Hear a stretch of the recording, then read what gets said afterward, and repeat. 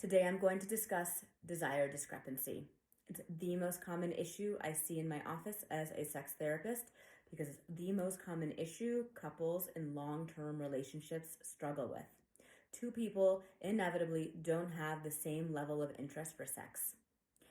The function of testosterone is to increase our arousal and make it more accessible for us.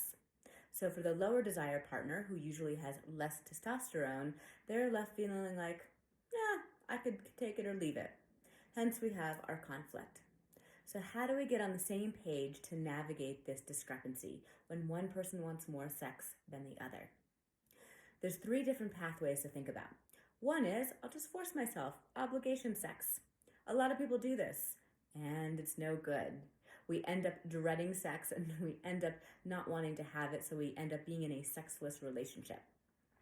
The next is through the portal of eroticism, where we generate a lot of fantasy, where we might use porn or moving erotica, and we really infuse our relationship with eroticism.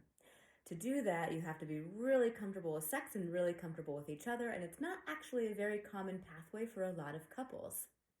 So the third one, which is the most common pathway and honestly the most accessible for us as busy couples, is an extension of connection.